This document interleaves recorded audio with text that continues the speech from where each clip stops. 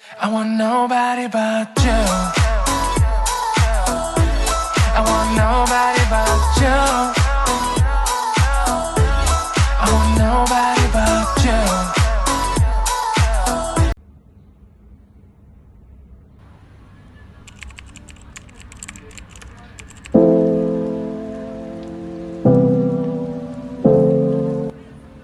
Selepas kemerdekaan Persekutuan Tanah Melayu, kemudiannya disusuli oleh pembentukan Malaysia melahirkan negara ini sebagai negara yang berdaulat.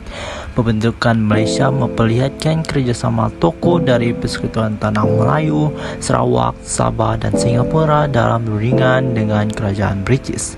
Kesepakatan antara semua pihak ini menzahirkan pembentukan Malaysia dan kemudiannya terbentuklah Perlembagaan Malaysia 1960.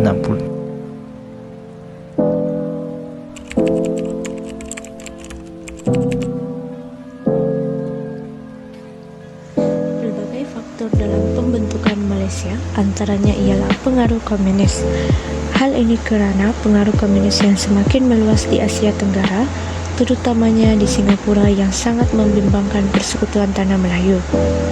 Beliau telah menubuhkan satu parti barisan sosialis yang dipimpin oleh beliau sendiri iaitu Lim Chin Siong selepas mengalami kekalahan calon PAP dalam dua pilihan raya kecil.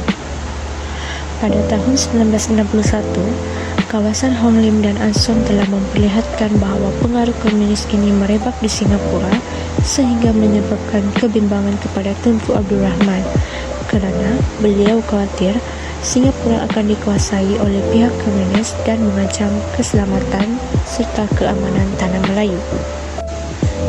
Selain itu, memberikan kemerdekaan kepada Sabah, Sarawak dan Singapura.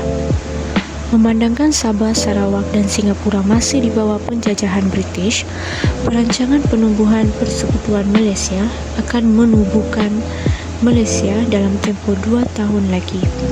Kerana jika Sabah dan Sarawak mencuba untuk mencapai kemerdekaan yang berasingan, berkemungkinan besar kemerdekaan tersebut tidak akan tercapai. Oleh itu, dengan menyertai Malaysia, kemerdekaan Sabah dan Sarawak boleh disegerakan. Seterusnya ialah perkongsian faedah ekonomi. Negara-negara yang mempunyai kekayaan dalam sumber ekonomi boleh membantu negara-negara lain yang kekurangan sumber ekonomi sekaligus dapat meningkatkan pembangunan ekonomi, terutamanya di Sabah dan Sarawak yang masih belum maju dari segi ekonominya. Manakala Tanah Melayu akan menjadi penyumbang kepada negara tersebut kerana Tanah Melayu kaya dengan sumber bahan-bahan mentah. Akhir sekali, ialah menjaga kepentingan dan hak kaum bumi putra. Menurut Tunku Abdul Rahman, gagasan pembentukan Malaysia ini perlu menggabungkan wilayah-wilayah Borneo seperti Sabah dan Sarawak dan bukan hanya terhad kepada Tanah Melayu sahaja.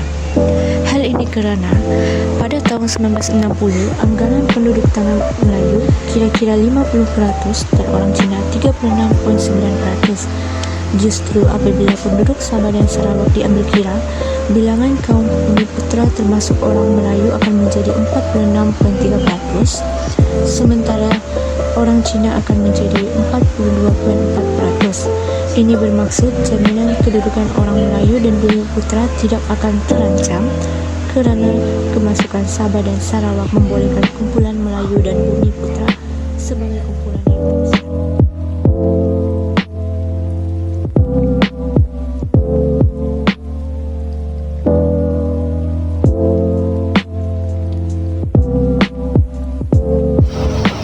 Proses pembentukan Malaysia. Proses perbincangan ke arah pembentukan Malaysia ini sangatlah panjang. Banyak perkara yang perlu dipertimbangkan dan diatasi sebelum cadangan ini direalisasikan. Beberapa tindakan juga perlu diambil bagi memastikan pembentukan ini memuaskan hati semua pihak. Proses-proses pembentukan Malaysia ini telah terbagi kepada 4 kuasa. Yang pertama, Jawatan Kuasa Perundingan Perpaduan Malaysia yang lebih dikenali sebagai JPPM. Kedua, Suruhanjaya Kuasa.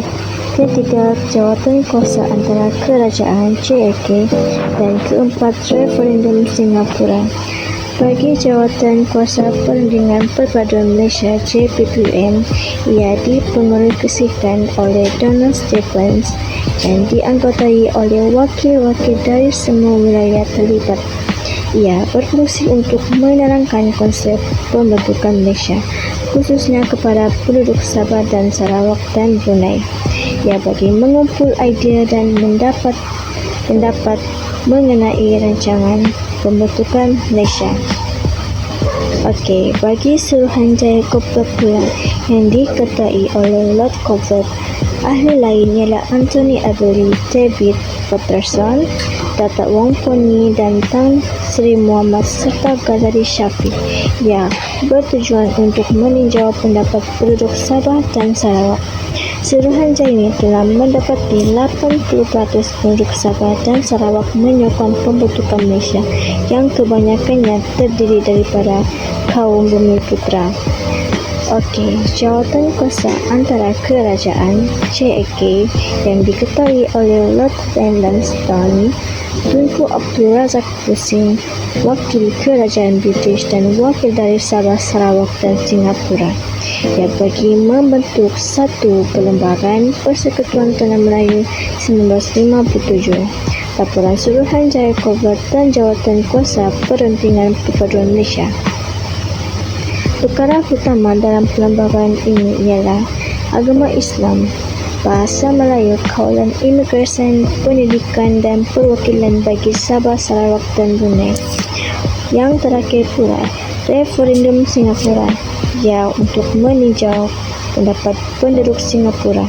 Laporan ini telah mendapati 71% penduduk Singapura menyokong pembentukan Malaysia melalui pilihan A. Mereka bersetuju untuk bergabung dengan syarat-syarat yang telah ditetapkan oleh Kerajaan Singapura dan Persekutuan Tanah Melayu.